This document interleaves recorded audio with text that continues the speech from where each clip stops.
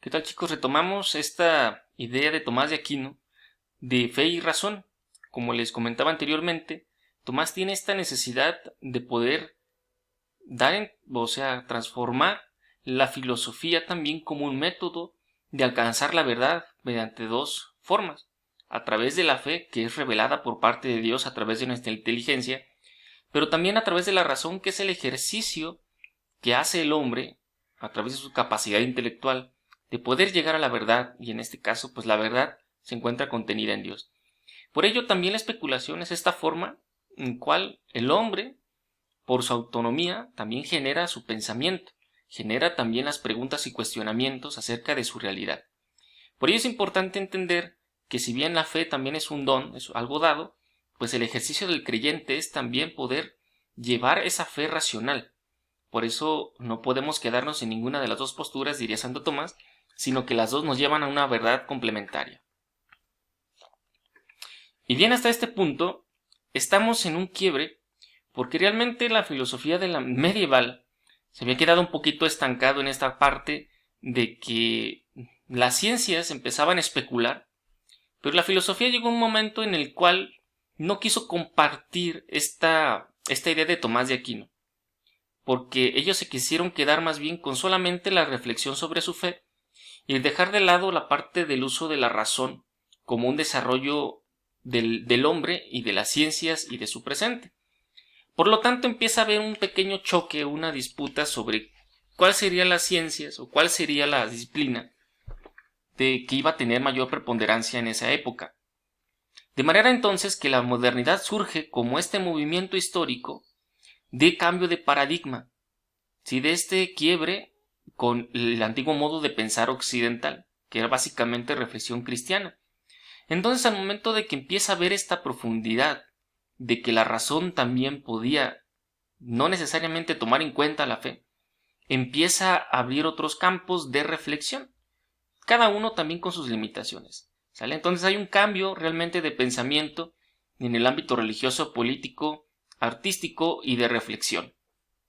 De manera que la modernidad no solamente es un modo de pensar, sino es un cambio de todo.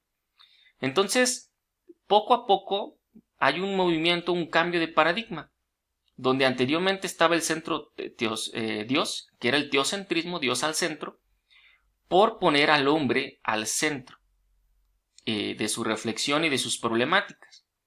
De manera que ya no va a interesar tanto las pruebas de la existencia de Dios, sino más bien van a empezar a practicar cómo poder desarrollar al hombre en sus capacidades y llevarlo pues a la parte suprema, a la cúspide del desarrollo. Y por ello mismo, la metafísica también va dejando de lado, o sea, se va apagando su reflexión y empieza a suscitarse también el desarrollo de otras ciencias.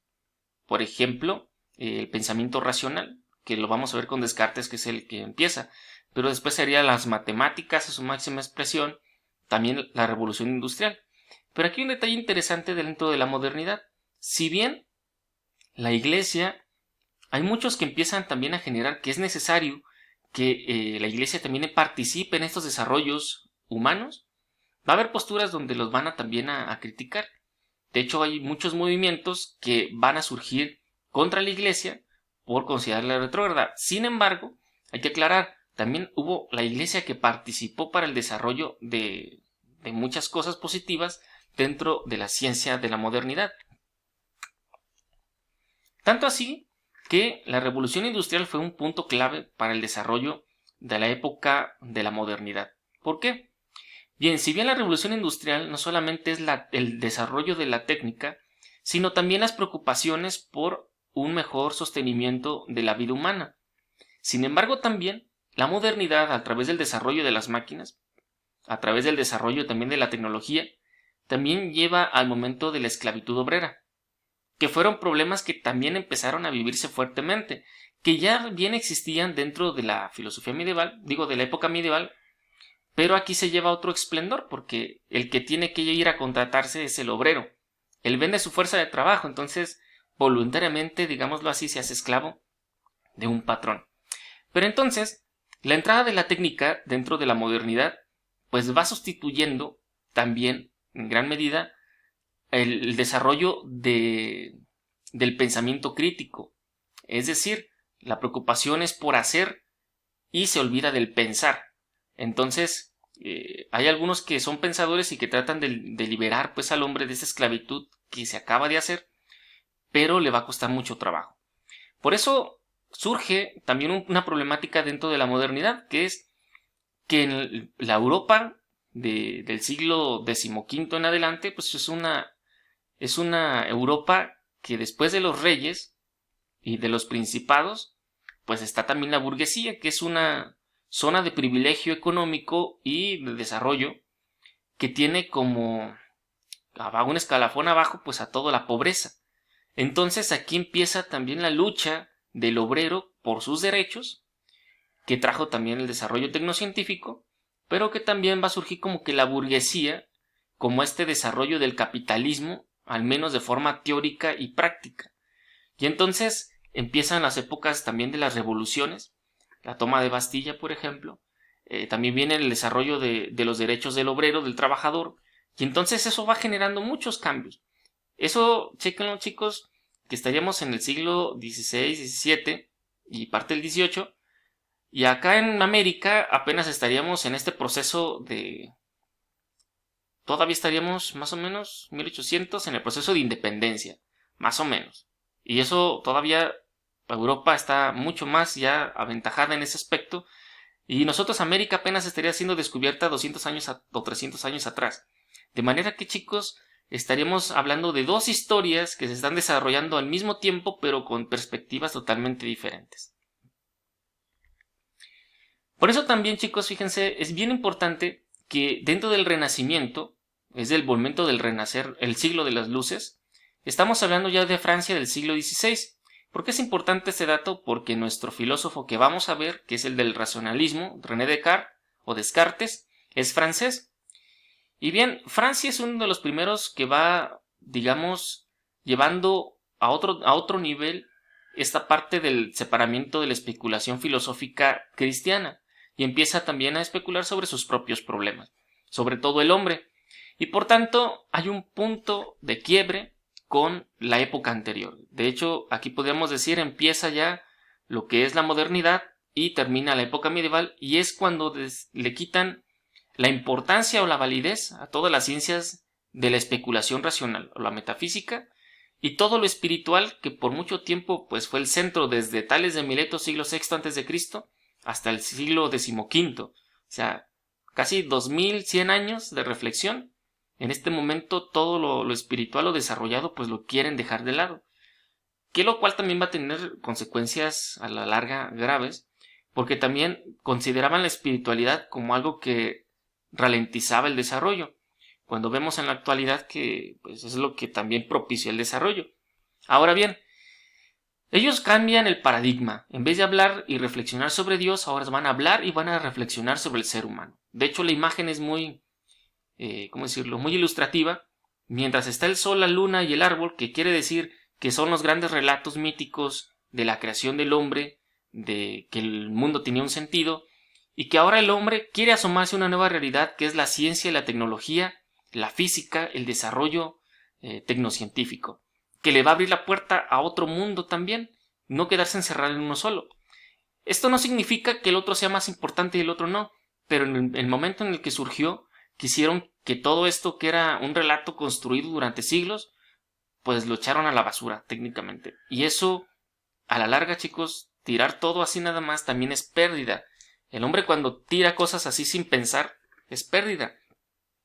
Por ello también, fíjense mucho que piensan que las artes, como la poesía, la música, que tenían pues este afán de ciencias que cultivaban las dimensiones humanas, pues también dicen que son de poca validez, porque ahora las ciencias que van adelante son las que desarrollan la técnica, es decir, las que te ayudan a hacer algo, a llevar a las cosas prácticas. Y de allí, chicos, el arte y la ciencia empiezan a tener una separación. Tanto así que el hombre de ciencia no tiene que ver con estas artes y empieza a haber una discriminación. Pero esta discriminación también empieza a que le quite importancia a cosas realmente humanas bien básicas. como el derecho al descanso, a la relajación, a la imaginación. Y por eso el cambio de paradigma dentro de este renacimiento y dentro también de este cambio a la modernidad. En Francia, si bien este golpeteo de las artes más bien lo apoyó también de forma positiva, porque desarrolla también que la pintura y la música ya no hablen ni canten a Dios, sino más bien al ser humano. Entonces, digamos, cambian esta forma de ver la realidad e interpretarla. Tanto así que también hay muchos cuadros, por ejemplo, autorretratos, y todo el tema de los cuadros, nada más hablando de pintura, pues van a ser figuras humanas, ¿no? Antes era la Santísima Trinidad, o sea, problemas religiosos, ahora van a ser humanos. Si bien también las ciencias lo que tratan de buscar ahora son también datos, de hecho, datos contundentes y científicos, números, comprobaciones, etc.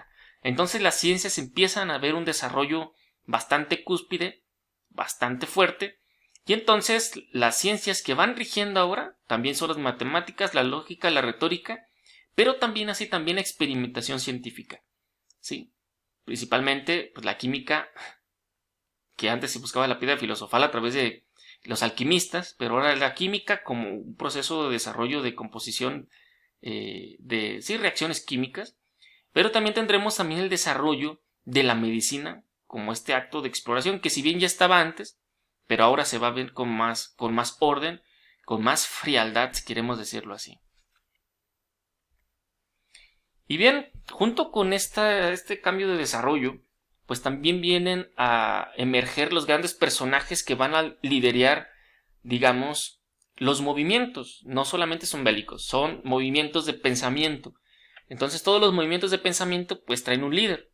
Y en este caso tendremos dos, que se llama Voltaire y Montesquieu. En este caso Montesquieu es francés y tiene tiene muchas ideas, pero él sin embargo es un líder carismático, no es un líder ideológico. Se los voy a explicar antes de verlos. Un líder carismático es aquel que tiene la atracción de la muchedumbre, de la gente. Eso no quiere decir que sean sus ideas las que realmente se necesiten para un movimiento. Por eso, digamos, cuando tú vas a colocar un nuevo poder, una nueva forma de pensar, tienes que ver quién te puede jalar masas, y ahí se lo vas a colocar como imagen pública. Sin embargo, el que va a hacer los discursos, el que va a trabajar como todos los cambios, los va a hacer otro, que es el líder ideológico.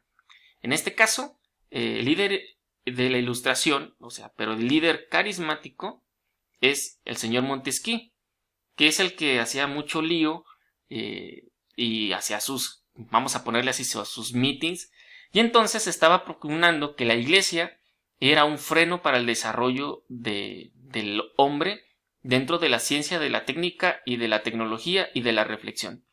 Por lo tanto, estaba pretendiendo que la iglesia y en general cualquier cosa religiosa estuviera fuera del ámbito político, del ámbito de la vida del ser humano. O sea, técnicamente él quería arrasar con todo. Y hasta cierto punto logra tener cierta injerencia, pero también, como les decía, también llega a perder. Y también la gente pues necesita de esta parte religiosa, que si bien se puede criticar mi postura, pero en general en la Francia de ese momento Dios no era algo que se pusiera en duda, más bien la forma en cómo a ese Dios ciertas instituciones lo manipulaban para que la gente se quedara en un grado de ignorancia, con lo cual pues tanto hoy como antes estamos en contra. La ignorancia jamás ha ayudado, pero en este caso Montesquieu sí quería que todo lo religioso queda desplazado del ámbito de la vida del ser humano. Y bien, vamos a detener aquí y vamos a prepararnos para el siguiente video, que ya es el cierre de esta introducción a la modernidad.